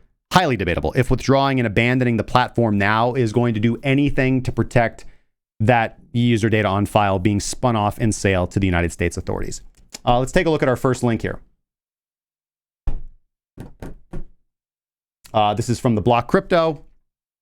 All right, so over on the, kind of coming off the back of the panic over user data, in this report from Block Crypto, Coinbase has stated that their analytics operation, first off, doesn't hold any user data from the Coinbase or Coinbase Pro exchange. All their analytics data has is just analysis of publicly available user data. I think that's probably a stretch. I think it's certainly probably more than that. So I feel this is a little disingenuous. But again, we could get into the weeds on exactly what this user data is that's going to be sold. But I think that's kind of above and beyond the point. Again, it's baked into the cake. If you sign up for a Coinbase account, anything that you do on Coinbase, any KYC AML exchange, you have to understand that if the government or authorities come in, they're gonna roll over. They're not gonna fight for your privacy because it's not in their financial interest, right? It is very rare and few and far between that some centralized entity is going to stand up for your individual privacy rights, which is why you have to do it, right? If you want to be anonymous and private, you cannot trust Coinbase to do this for you. This is irresponsible, right? This goes against any kind of ethics of personal responsibility or even kind of a cypherpunk ethos, right? Trust, not verify. And if you're trusting on Coinbase to hold your data private, and now you've pulled up your veil, right? You're fainting because they're going to sell data which is financially prurient for them. I think that's kind of silly. But most analytics companies are going to be monitoring all blockchain analytics companies monitor addresses that have been involved with fraudulent or criminal activities like security breaches, hacking attempts, and that is to track the flow of illicit funds. Like we have reported this multiple times. Funds stolen from these exchanges are blacklisted on exchanges so that they are not utilized to launder money, because the exchanges do not want money laundered that was seized kind of ill-gottenly from their exchange, unless of course you're Bitfinex or BTCE or whatever, right? And there's financial incentive for you to do so. But this type of on-chain data is of course important to the exchanges like Coinbase, and that helps them prevent, as I said, any kind of proceeds from ill-gotten gains getting laundered on their platform, because that is going to get them in hot water with the authorities. And their goal is not to do that. Their goal is not to preserve your privacy. Their goal is to look after their own profit motive and be their own functioning entity. Now, companies like Chainalysis and CipherTrace, we've talked about these, they use publicly available blockchain data to actively track the movements of all kinds of transactions of cryptocurrencies like Bitcoin and other cryptocurrencies. So it's not a big stretch to say that a good chunk of Coinbase's analytics is utilizing that data. They are making the case, they are arguing, Coinbase is claiming that, listen, our analytics company is no different. We're not using any personal data from the exchange. That is completely separate and different. While that may be true, that doesn't really change the fact that if the authorities approach Coinbase, the Coinbase exchange, and request data and win, they're going to roll over. They already did with the IRS records. Remember this. Coinbase has already rolled over once, even though let's say they fought it. Let's say they fought it. Okay. Now, however, a lot of users apparently are not satisfied with this, not satisfied with the reassurances that their user data via the exchange is going to remain safe, because even Whale Alert spotted several multi-million-dollar transactions that were outbound from Coinbase addresses to unknown wallets, right? And it's possible that this exodus from Coinbase is an isolated case. However, as I said earlier, this is an exacerbation of an undeniable trend forming across crypto exchanges since March of 2020. And that is when outflows of Bitcoin from major exchanges have begun consistently increasing. And I know this suggests investors are positioning themselves to hold rather than to sell in the short term, unless we're just seeing like a massive increase in derivatives volume, right? So let's look at our second link here. This is a tweet from Glassnode where they say Bitcoin balances on exchanges just reached a one-year low of 2.3 million Bitcoin. Previous one-year low of 2.3 Bitcoin was observed on the 3rd of June, 2020.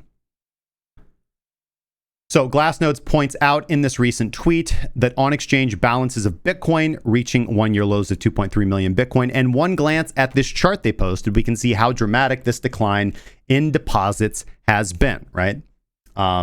Pretty significant, right? The previous one-year deposit low of 2.3 million Bitcoin was observed, this is 2019, excuse me, just a little over a year ago, June 3rd, 2019. I think they made a typo here.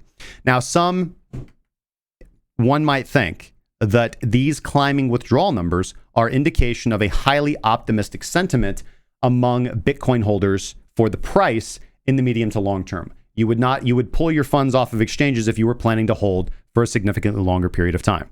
Now, typically, reserves or deposits of Bitcoin for exchanges enter somewhat of an accumulation phase, right? If we look at early 2019, when Bitcoin's price was hovering around $4,000, as price began to climb, where it eventually reached $14,000 in June of 2019, the amount of Bitcoin on exchange balances dropped substantially over that time, right? Because eventually buying demand overtakes selling pressure because investors continue to move their funds off of exchange. And the daily sell-off from Bitcoin miners gets absorbed by the buying volume, right? And speaking of selling pressure and miners, selling pressure from capitulating miners. If we look at Tour de Meester's recent tweet, right? He's pointing to Glassnode's miner outflow multiple, which is actually a new metric that they just added recently. This is tracking the volume of Bitcoin flowing out of popular mining wallets, and it suggests that struggling Bitcoin miners have little to no Bitcoin really left to sell. He says healthy Bitcoin miners are hodling, and struggling miners have little Bitcoin left to sell. Bullish. Let's actually go take a look at that chart from Glassnodes itself. Here's the miner outflow multiple from Glassnodes itself. All right. And what do we see? It only takes a cursory glance at this chart to see. As we can see, so the yellow is the 7-day moving average of Bitcoin outflowing from significant miner wallets, and it is at a relative low. This indicates that there is not a lot of selling happening right now for miners. So this whole catalyzing capitulation of miners narrative was wrong, right? Bitcoin miners are hodling. They're hodling the Bitcoin that they are currently mining at a loss, and struggling miners are not selling BTC. Very, very little. They've either run out or they're not. So if the balance of Bitcoin moving forward, so kind of in conclusion,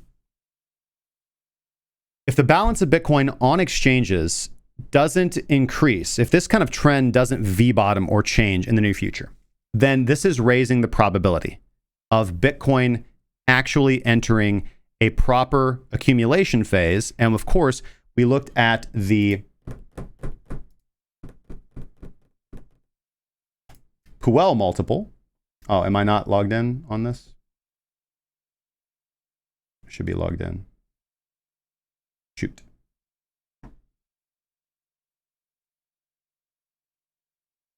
That's going to be a lot of editing. I apologize. All right. We out here. We talked about the Puel multiple for the last few weeks. The Puel multiple entering into its period of accumulation, indicating that current price activity, current price range was a good time to begin establishing long-term positions in Bitcoin that should be held for over a year. This in good conjunction with the signal from the hash ribbons indicator as well, right? So a lot of higher time frame indications and good on-chain fundamentals, pointing to it being more and more probable as time goes on in this post-halving environment that Bitcoin is far more likely to actually break up to the upside here and enter into a proper multi-year bull market like what we saw in 2016 and 2017 post the previous halving, okay? So, things to watch for this standard to continue, right?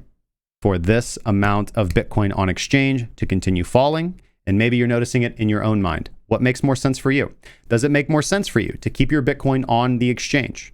For example, Coinbase, knowing now what you know about what Coinbase intends to do, regardless of the fact that it's questionable that actually pulling your funds off now will protect you in any way from your data being sold.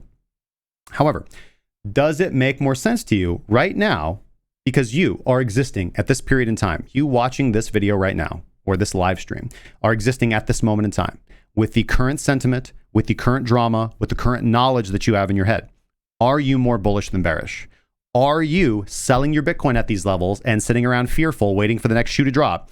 Or are you looking at the market thinking, this is going to break up, I am backing the truck up right now?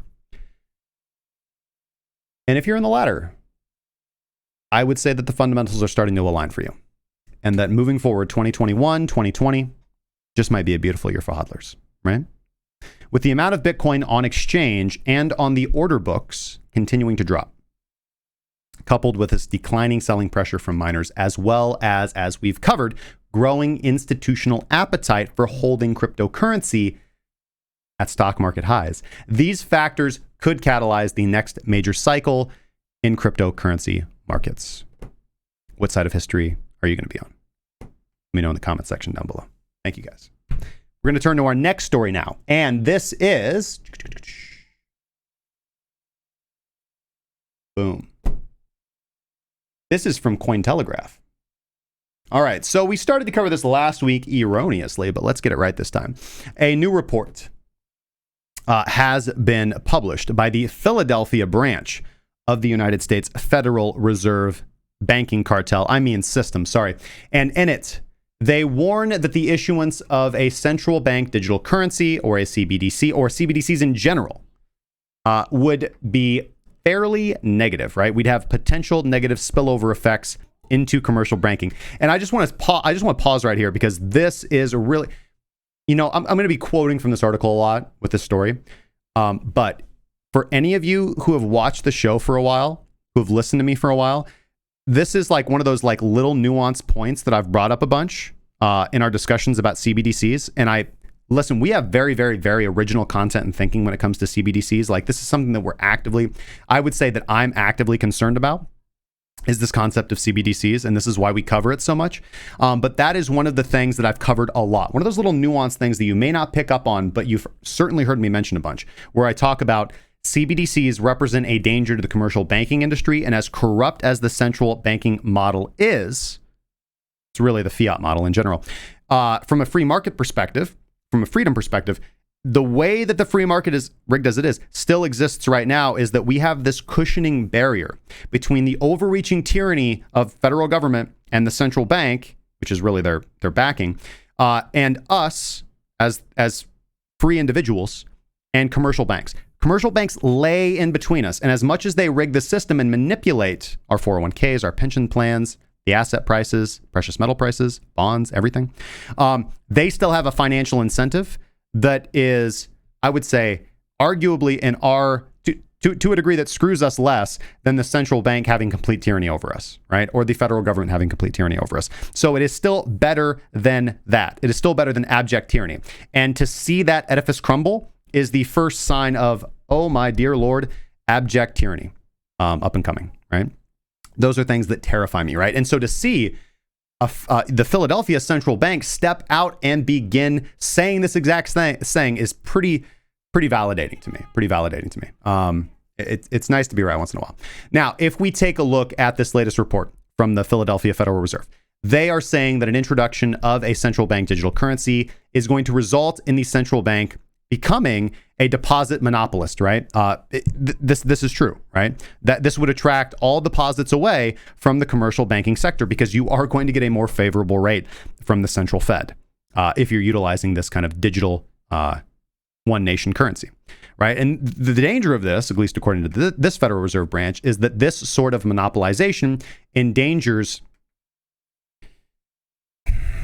well, what they're going to term maturity transformation. But overall, in their perspective, it's the practice of these commercial banks borrowing money on shorter time frames than they lend it out. This is, the reverse repo and the repo system and all of this, overnight swaps. But kind of put another way, this is where a bank would make long-term loans using funds that are borrowed at short-term interest rates. And this is fairly attractive to them, right? But in a CBDC scenario, the Fed would feel competition among commercial banks would be significantly impaired, right? Because of this miscategorization of interest rates. And special care would need to be taken to avoid disrupting this, what they call maturity transformation aspect of their revenue model. But here's the thing. It won't be, right? It's going to shatter it. It screws up the incentives of commercial banks and effectively renders commercial banks fairly irrelevant. And now with the Treasury basically having unlimited signing power, unlimited check writing power, and them creating special asset vehicles where they can purchase assets that the central bank was never intended to purchase before, like ETFs and stocks, rather than bonds. Then they're just going to expand those powers. They're going to move away from buying bonds, which they already have done. Like, it's the first in history. It's a historical event. Central bank holding more than bonds on its balance sheet. And they're just going to do it. They're going to do corporate takeovers, and it completely replaces the profit incentive and model of commercial banks, which just removes one more layer of protection, unfortunately, of the free market from us, right? Now, the report goes on to explain that central banks, of course, are not investment experts, and it's the private investment banks that are responsible for funding long-term projects. I would argue that this is true, right? Commercial banks, as corrupt as they are still somewhat institutions of the free market, right? And they have profit models, and therefore they make better investment decisions. Whereas government, that's just like, we want something done, we throw money at it. And if we can't throw money at it, we throw bodies at it. So very inefficient. Government is extremely inefficient, right? A job to the federal government is, digging a hole to fill it up and then going and digging another hole to fill it up with the dirt that you filled from the other one. And that's productivity, right? This is the kind of the broken window economic hypothesis, right? Like, if you break a mirror and then, of course, the whole village struggles to build that mirror back up, no value is created or destroyed. Although a lot of money moved hands, and this is good in the economic model. This is good in modern economic models. So it's ridiculous. Real value is tangible. And if you just kind of step away from the classroom of economics and look at reality, you can identify what is a value being created or destroyed. Now, the study here that they're going to reference notes that an implementation of a CBDC shouldn't dramatically change the investment practices of private institutions. Why would it? But their study shows that capital allocation for investment purposes could still be performed by private institutions as long as suitable competition exists between the commercial banks and provided that depositors don't panic and flee commercial banking over the prospect of a more secure account available directly at the Fed.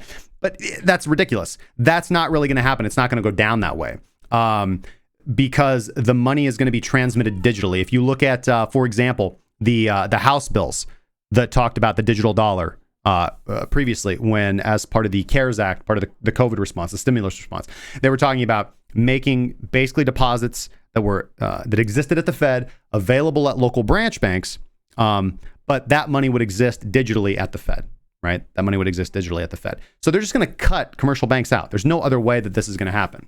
I mean, you could argue that it's possible that they do it, you know, kind of the China CBDC model, where the central bank is printing the currency and it's the commercial bank's job to distribute it. Sure, they'll make them do their dirty work, but again, at the end of the day, that deposit money exists at the, you know, in the Fed server, right? So, and some, you know, when we talk about like geolocation, this becomes like ridiculous because we're talking about digital money, but,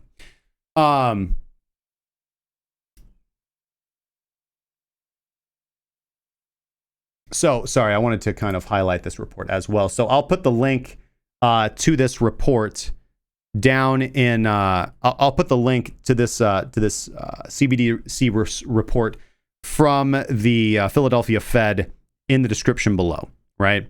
But you know, CBDCs, because CBDCs have such a wide potential to be adopted in the United States. And really brought to the forefront of monetary structure. I mean, people right now in the United States are screaming for more stimulus money. And as usual, when we get into late stage nation stuff, late stage empire stuff, by the time the public is screaming for stimulus and the government is forced to give it to them directly, whether it's in the form of bread or currency or whatever, welfare, it's too late for the public to acknowledge the danger that comes along with that, like the poison pill of accepting those funds, right? And it's also kind of a sign that the government is too late to fix the underlying systemic issues. And you know, this is just my hypothesis. This is just my estimation of studying history. This is kind of the things are bad and slightly unfixable. Right. Certainly in the free market, or certainly by the government. We have a very robust global free market right now, so things can remain positive. I try to remain positive about these things. But overall, again, I think that the alternative, though, what's the alternative? Like, what can you do? You do the historically correct thing to do in periods like this. You stack hard money, right? And Bitcoin represents the first real digital hard money that we've ever been able to have, the first real attempt at self-sovereignty and anonymity. So, and, you know, assets are going to do well because as individuals flee a kind of collapsing currency, asset prices are going to evaluate because assets are harder to hold than currency, right? So even ETFs, even paper gold, even paper silver, even paper stocks, stock certificates, preferred stock, common stock, it's harder than currency to hold, right? Now, let's see here. You know, it's arguable though, at how efficient it would be. But, you know, as cash rapidly declines, as liquidity rapidly declines in a system, or as faith in cash declines, modern banks are going to have a need for digital alternatives to support, you know, everything from new developments to just current existing relationships, right? I think the argument to the positive side here would be that a global digital dollar, a global digital reserve currency would foster like trust in monetary authorities and potentially allow the market to create a competitive payment system. And then you can get into, well, it would enhance KYC and money laundering enforcement, right? Win-win for everybody. But I don't know. I fail to understand though, how if the dollar is being debased, how a digital dollar would be any less debased. I fail to see that. I fail to see how that would be any less debased. Now, we actually covered some of these concepts in a Breaking Bitcoin Bits a few weeks ago, right? It was just last week we spoke about the Digital Dollar Project white paper that had just been released, right? You can find our coverage of this 30-page document. It sheds light on the potential applications of United States CBDC, and we explored potential risks and pitfalls for regulators and the public to look out for in this video. And we also talked about France in this video successfully launching their own CBDC pilot project in just a matter of a few months, right? Because it seems that CBDCs are all the buzz inside the central banking industry, with not a week going by where a Fed bank or high-profile executive doesn't weigh in on the subject. 2020 is without a doubt the decade where troubled central banks around the world will embrace digital currencies. Now, ideally, this should bring the cryptocurrency industry closer into the fold over these coming years as well. And it's our job and our responsibility to guide the conversation in the right direction. So with that being said, make sure to let me know what you guys think about this in the comment section down below. Trying times, very important issues. And I kind of urge you guys to have an opinion on this one way or the other. All right, let's see here. Back over here into the live scene and zooming in on the Bitcoin. Let's see. It is Monday. It is 1:28. We have time. Let's do it. Let me see if I can get the guys on. Pardon me for just a moment here.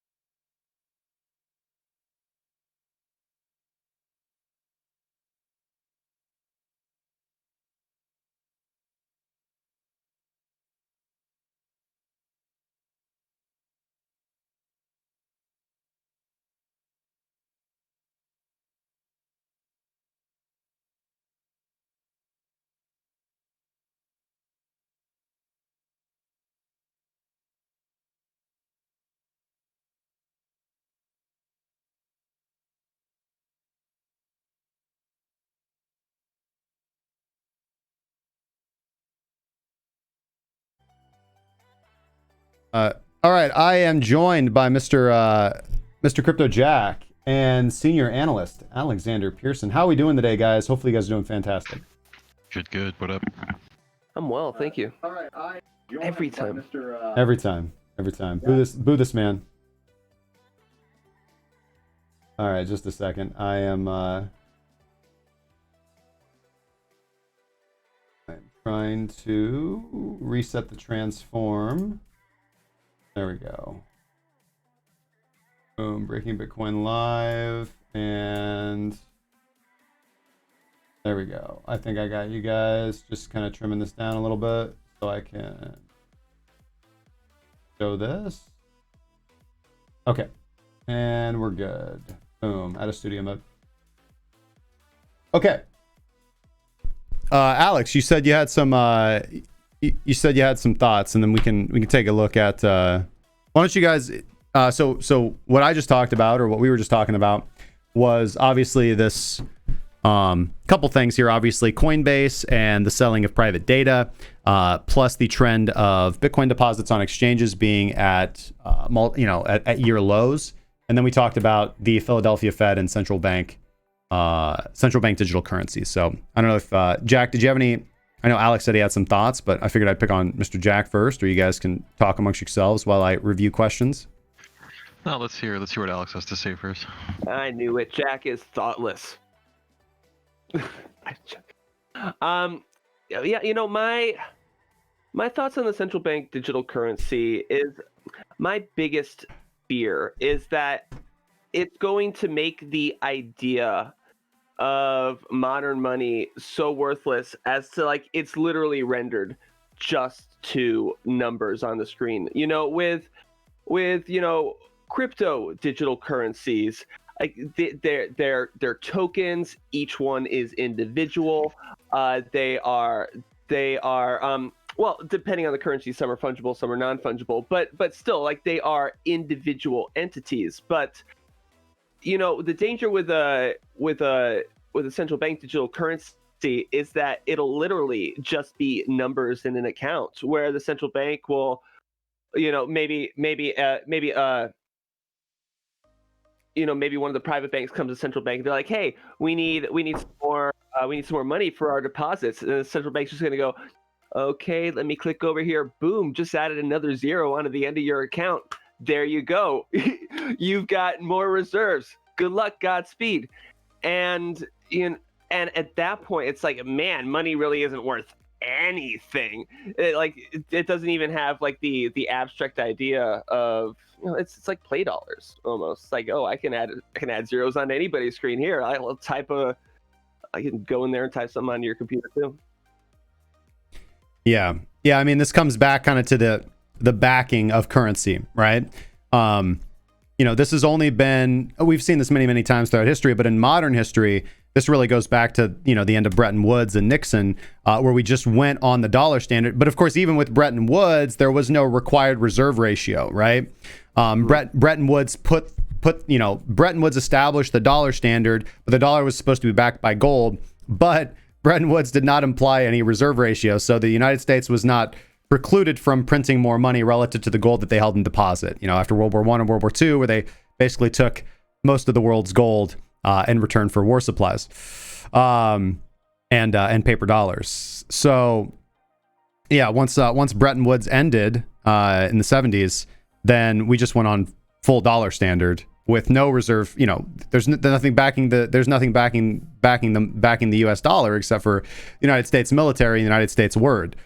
So yeah, we've been in this era where currency is just floating, right? And ever since the end of Bretton Woods, currencies started floating, and this gave birth to the Forex markets. Currencies didn't used to float, because all currencies were based on the dollar, which was based on gold. So currencies had relative valuations equal to each other because they shared a common base level of money.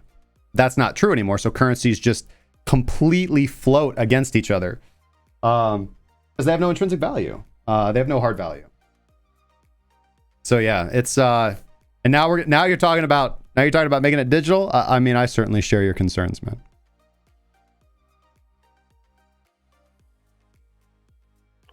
I'm going to drop our Coinbase link in here for this new guy who does not know where to buy cryptocurrencies. That's very poignantly timed. Like, hey man, where should I trade? Coinbase. Wait, didn't you just say they were scum? Yeah, it's cool, man. I'm glad that you mentioned that, because that helps segue into my thoughts on it. It's like, listen, Coinbase was always going to be the neighborhood narc as far as the crypto community goes. I mean, they have to have very close ties to the modern financial industry to be able to do the banking that they do. I mean, how hard was it for us as a crypto company to be able to do banking? Now imagine being a company of Coinbase's size, right? Yeah. To be able to, they have to be like the cleanest of the clean. It's like, yes, absolutely. Here, let me turn over all my friends and loved ones over to you. Here's their names and numbers. They all bought during 2017. I didn't see any of them pay taxes. That's got to be Coinbase right now. And I think the community, like, listen, it's just like Justin said, if you want anonymity, you don't buy from Coinbase. You go on to local Bitcoins and you trade from person to person. And that's the only way you're going to get it, because you're not going to get it from Coinbase. And these days, any of the companies that are required by United States regulation to do KYC and AML, as is anti-money laundering, efforts, that they're going to have to collect this information. They're going to have to turn it over to the government. And Coinbase is basically just saying, okay, I know I'm going to have to do this eventually. Let me just volunteer the information and get some brownie points, where, crypto looks like, hey, we're not doing any money laundering. You come take a look at our books. Yeah, I mean, I definitely think, like, if you're just like a normal everyday person and you love the man and you don't think that it's ever going to be a problem, you should buy stuff from Coinbase. I mean, I make cryptocurrency purchases on Coinbase frequently. I also paid my taxes, and when the government was like, hey, did you buy any cryptocurrencies? I said yes, I sure did, because I knew Coinbase was sure as hell going to tell them I did. Yeah. It still makes I think I like your analogy that Coinbase was always going to be the neighborhood narc. I mean, who didn't see that one coming? Mm-hmm. And I am not for what Coinbase is doing, but I mean, anybody who's surprised by this is like has blinders over their eyes. Like if you're trusting here's my opinion. Any exchange that I register on, like any centralized service, like literally anything that brings up a form and asks me to sign up, I'm just like, you're going to sell every single thing I type into this thing. Everything I type into this. So it's my responsibility to, have an anonymous email, have an anonymous phone number, right? If I want my privacy and anonymity. When I'm out and about, like when I go into the dealership, you know what I mean, for an oil change, and like, what's the best phone number to reach you at, sir? Guarantee they don't get my phone number. Guarantee they get a Google Voice burner. These are just, individuals need to change their personal actions and habits and stop relying on centralized institutions to do what's right, because they're not going to do what's morally right or in your best interest. They're going to do what's financially right for them, right? This is typically how big companies make decisions. They're like, all right, how can we extract more profit? Well, we could totally screw everybody. Okay, no. Then we'll lose all our customers. All right. So what's the worst thing that we can do to our customers that will not make them flee? Let's do that. Go with that. I need a 6-line proposal by Friday. Go, Bob.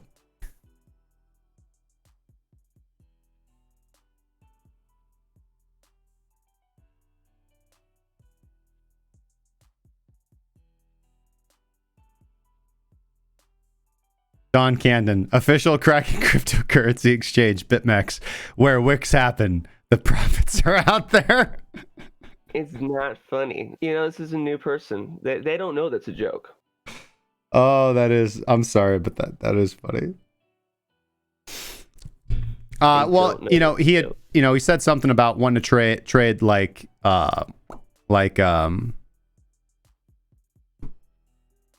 Forex, right? And Forex, you get long and short exposure. So if you want an exchange that can have long and short exposure out of the box, I recommend ByBit. I would stay far, far, far away from BitMEX. Kraken is probably a little bit more user friendly, but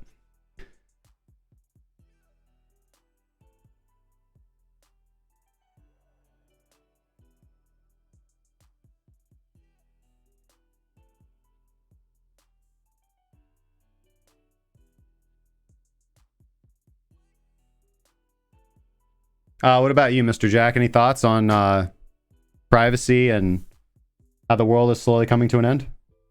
I'll just add that local Bitcoin is just as KYC compliant today as anything else. So it's unlikely that local Bitcoin is really a privacy-oriented alternative. I think maybe if you register for a basic account and complete a cash transaction in person, you may be able to get away with a bit more of a private Bitcoin transaction, but generally speaking, this is pretty much impossible to avoid now in this space, right? Chain analytics makes it possible to really sniff out damn near anything on the chain. So, unless you're extremely, extremely, extremely diligent, it's going to be unlikely you're going to really hide your tracks when it comes to Bitcoin. But if you're not really a dark web drug pirate, then maybe you don't really have that much to be concerned about, right? But you do have to be, let's be honest, guys. If you bought majority of your Bitcoin bag on Coinbase, sooner or later the IRS or maybe your local tax authority even is going to be privy to that. So you may one day have to pay the piper. Yeah. Yep, absolutely. I mean, listen, the best way, in my opinion, to, and people don't like hearing this answer. This is what I tell everybody over and over again, right? I think the best way to get BTC is you have to kind of, this isn't going to be realistic for everybody, but kind of the method to get there is the same. It's not the old days where you can easily find somebody to do PTP transactions. You're going to pay a premium for that, right? And people don't want to do that. Like, people want the convenience of buying at spot price with the benefit of privacy, and that's just not very realistic. So there are several things that you can do. I think the most realistic things are, A, if you are following this channel or following channels like this, which, okay, so cut that out. There's not too many of those. So the channel, this channel, or just, kind of personal self-motivation, hustle culture type stuff, right? Learning a skill, right? We trade. This is my source of active income. But trading can be a form of passive income for you, right? So obviously, depending on what exchanges you trade on, that's a form of BTC that you can make as anonymous as possible, right? Depending on which it is, because you can withdraw that to a private wallet, and you can use something called CoinJoin or mixers, which are best security practices for BTC. So you can do the best that you can, right? You can't abrogate the dollar value or your tax burden, right? But when it comes to your digital identity on the blockchain or holding private BTC, that's one way to do it. Accepting BTC in return for payment for goods and services, that's another great way to accept pseudonymous Bitcoin. Same thing, coupled with CoinJoin and mixers. And thirdly, the best way is to do peer-to-peer transactions, right? Just the good old ways, right? Where somebody. The best way to do this usually is go through the KYC process on localbitcoins.com, and then you meet a local dealer. This all depends on your geolocation, though. So this is what's kind of crappy about this suggestion for a lot of people, but for an equally amount of people, this is going to work. You got to go out there and meet people, though. Go to your local Bitcoin meetups. Go to your local conventions. Meet people in your local area. And just put yourself out there. Otherwise, you're gonna be purchasing off of exchanges. Buy a $5 wrench. Get your Bitcoin manually. Buy a $5 wrench, man. Get it the same way Bitfinex gets theirs. One thing, and that would be to a little word of caution using mixers. If you don't really have good cause to run your Bitcoin through a mixer, it may not be advisable to actually do that. Again, with chain analytics being what it is now, okay, yes, your Bitcoin goes through a black hole, but your Bitcoin may at some point be associated with having gone through a mixer. Again, red or black flags are raised with chain analytics around that. So you end up, like, Bitcoin has a bit of an issue, right? In the sense that it's not a totally fungible currency, right? Completely clean Bitcoin that just got freshly minted by a miner pulls a bit of a premium in OTC markets. So Bitcoin that you might have tainted unnecessarily by having run through a mixer, it's not completely foreseeable, but it could get you in trouble in some way in the future. So I would advise a little bit of caution on utilizing mixers. Be sure to do your research, guys, before you go ahead with washing your Bitcoin in that manner. It could be an issue when a big regulatory flattening of the landscape comes in the future. It's possible that the government will allow people to cash in their Bitcoin holdings.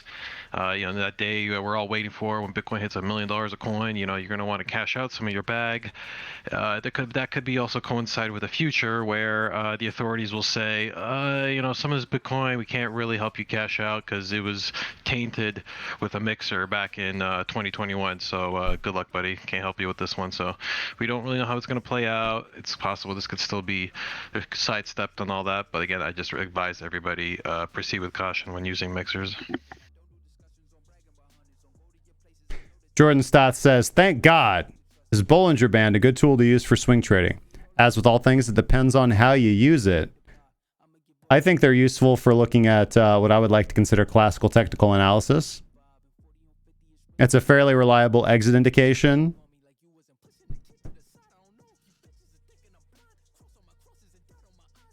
After this, I would love us to look at not just Bitcoin on the weekly, but a few other weekly charts, because the weekly did just close yesterday. It's an ideal time. Yeah, let's get to it. Robert wants to know where all this cake's at. The cake is a lie, man. Yeah, the cake is it's a metaphor, man. Dennis Topku and Jess, thanks for the subs on YouTube, my friends. Let's see here. Should we how would you like to view the weekly charts, said weekly charts? In what sense? I mean, we thought we would pull up the weekly and... All right, let's do it. I'm gonna use actually, let's go over to my classic chart. And we'll just keep it simple.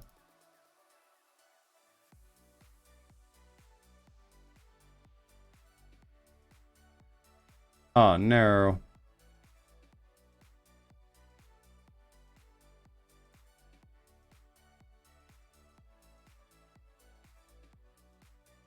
Yeah, we talked about that weekly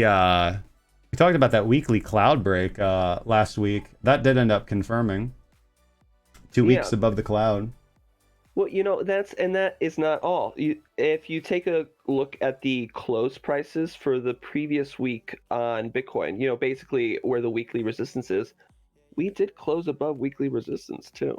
Mm-hmm. Imperceptibly so. We closed like $30 on the weekly, so we did not close far above it, but we did close above it.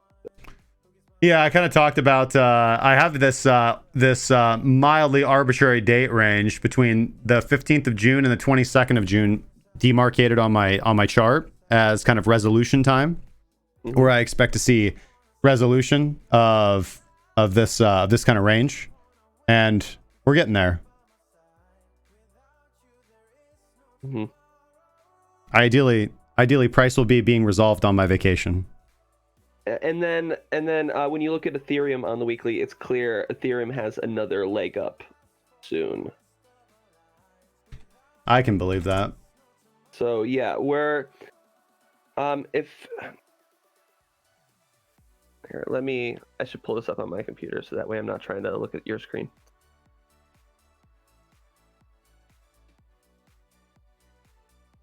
So yeah, it's not like Bitcoin where we are already at previous resistance. We have not reached previous resistance on Ethereum.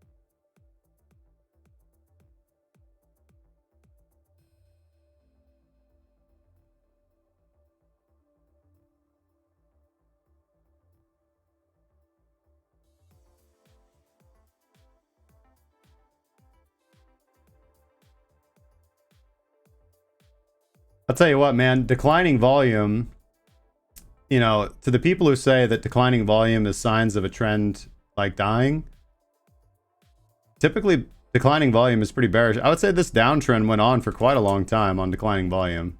That 50% correction happened on consistently declining volume there. Mm-hmm. That's all I'm going to say. But yeah, I mean, this March meltdown, I mean, you can really see...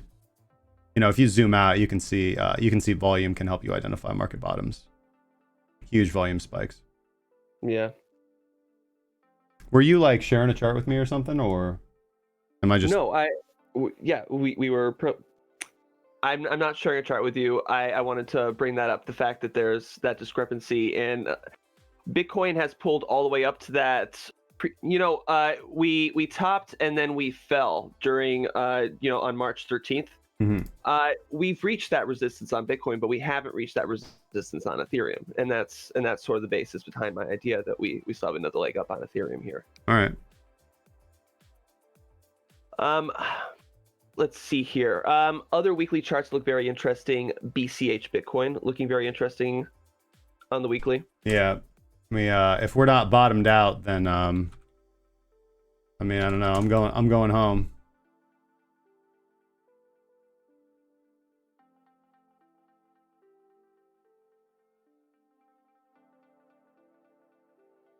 Looking for that break back above 27.16. I'd like to see that. Mm-hmm. Yeah, nice weekly time transformation signal. I remember us talking about this previously. Mm-hmm. And I think what's the fundamental justification for this? Like, God forbid Roger Ver is going to watch a alt season go by and not capitalize on it. I would also say that, listen, if we get an alt season here and we do not see BCH appreciate against BTC, then, I mean, I think Roger Ver should certainly just go ahead and turn in the Bitcoin.com domain. Just turn it in, man. It's over with. So I like this on the weekly. RLC Bitcoin is looking very, very interesting on the weekly. You can see a nice break of a wedge pattern that we just did. This has got some decent volume on the weekly too. Yeah. Right. So yeah. So if you draw the lines on that, we just broke that wedge pattern, and I used a fib trend extension to try and go from that bottom, to the top there, to the most recent bottom on the wedge, and the 1.618 takes us to that upper consolidation level of the previous all-time high, right before the previous all-time high. Trend-based fib extension. Bottom to the high. No, trend-based. Yeah. Bottom to the high and then back down to the low. Yep, bottom to high and then down to low. 1.618, so right around 17,871. Exactly. So if you look over the right, that lines up perfectly with the top of the with the top of the previous consolidation level right there. And I think that is obviously the 1 and the 1.618 are probably our best targets for the pump on it RLC. Presuming that there is an alt season like we're kind of predicting. TSI about to cross bullish there, I see. Yeah, which has typically been good long term. Mm-hmm. Somebody wanted to see Ethereum Classic USD. I was actually looking to see if I could short it yesterday.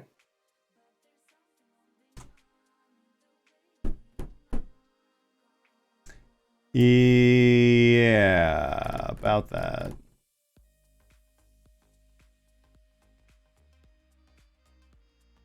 Well, let's just make this thing simple on the daily.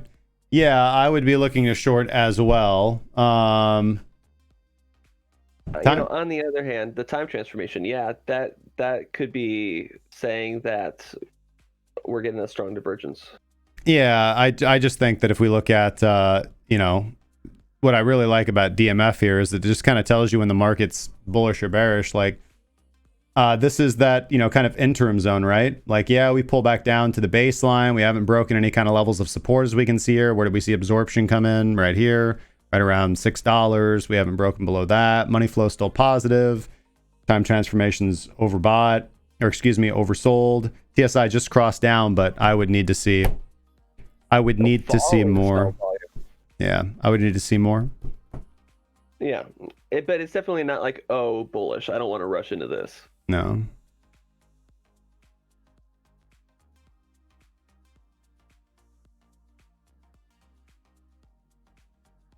XRP Bitcoin on the daily. It has tested the bottom support 5 times. 5 times it's tested support, and support is held.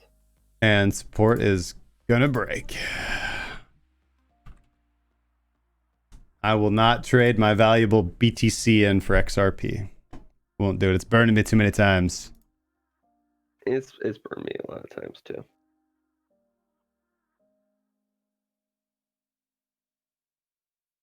Going for that happening 4-hour record. I think it's going to pull back here. Icon USDT. Didn't I say to like sell this like back over here or something? Maybe I didn't. Recall that. I don't know. Declining volume, which is bearish. Declining volume is bearish. Declining volume coming down into the baseline. Money flow holding positive. About to cross below the Donchian. TSI crossed under. Yeah, this doesn't look fantastic, man. Let's see here. Time transforms under 0. It's pointed down. ICX USDT looks very similar. I don't have a strong opinion on ICX USDT. I wouldn't be in position on ICX USDT is what I can say.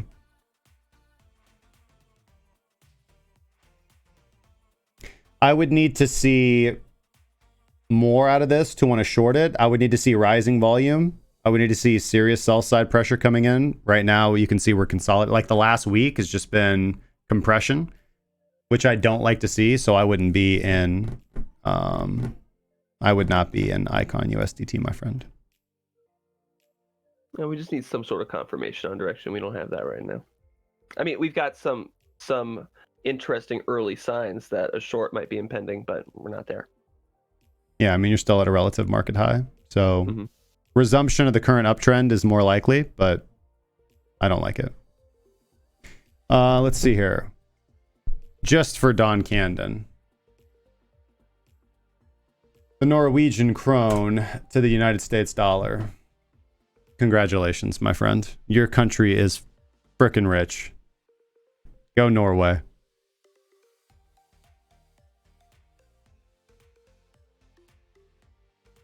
Been holding all those NOK donations you make just for this moment, sir. I've been holding on, accumulating through the lows.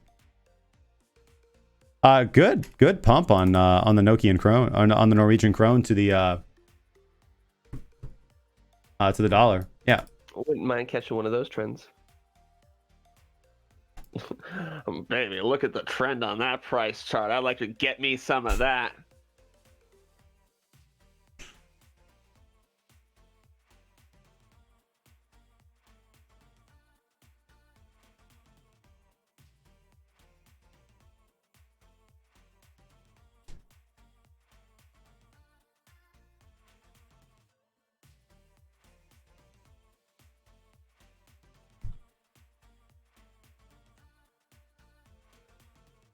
Why? I don't understand why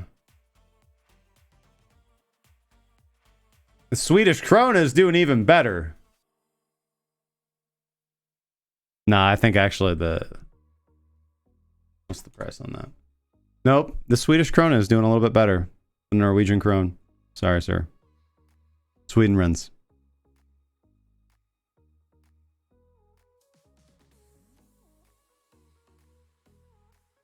All right, guys. It's time to call it. It's 2 o'clock. I got to get some work done. Final thoughts, gentlemen?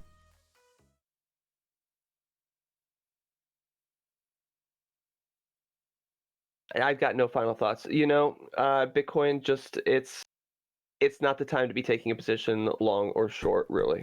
You need to wait for confirmation, people. Good stuff. Thank you, gentlemen. I will see you tomorrow. Cheers, brother. All right. With that being said, guys, thank you so much to Crypto Jack and Senior Analyst Alexander for joining me for today's show. But all good things must come to an end, and that end is now. Boom. All right, here we are back at this scene. It's been a while, hasn't it? It's been about 2 hours. Thank you guys so much for joining me for another episode of Breaking Bitcoin Market Update with your host, Justin Wise, lead analyst and senior mentor at CrackingCrypotcurrency.com. I don't know if I need to qualify that in there. I think it's just said that outro just so many times. We covered a whole lot today. Obviously, we covered price action on a lot of assets, cryptocurrency, Forex, ETFs. Make sure you guys are trading safely out there. If you guys want to kind of review or rewind or cover any of that price action, There should be some timestamps coming up on the show a little bit later, so you guys can always come back and recheck and refresh and kind of jump to whatever you guys want. Make sure to stay tuned and subscribe to this channel for the Breaking Bitcoin Bits, which will coming out later this afternoon, which generally kind of details and compresses and encompasses the major story of the day. I assume we're going to be covering the Coinbase story with Jack's famous editing, of course. If you guys have any questions, comments, concerns, sarcastic remarks, or death threats, you can slide those right into the comment section down below on YouTube, and we will respond to you. And we do listen to you guys, so put anything you want down there. If you guys would like to, how do I start this off? Yeah, jump back to the beginning. If you guys are interested in building an objective, data-driven strategy of your own, that is a service that we offer, among many, many other things, including our premium indicator suite, one-on-one mentoring, community mentoring, our private community Discord, as well as our premium signal service, among other things as well, and all of our educational content, our courses, our guides, our video tutorials. That's all available at premium.crackingcryptocurrency.com if you would like to join our community. Link is down in the description below. Also, down below are links to anything you could possibly need in life, whether those are exchanges to trade on, services to utilize, or things to while away your time while we're waiting for the next Bitcoin breakout. Hopefully you guys have a fantastic day. It is Monday. It's beautiful outside. Make sure to take a nice walk today. Keep that health up. It is important to stay healthy mentally and physically as we progress. If you guys are going to make it to the end of this destabilization of the world reserve currency system, we're going to make it together, guys. Any questions down below? Make sure that you guys be excellent to one another. We're all in this together. And I will see you guys tomorrow at 12 p.m. Central Standard Time for another episode of Breaking Bitcoin Market Update, brought to you by the Premium Trading Group. Make sure to trade safely, guys. I'll see you tomorrow. Cheers.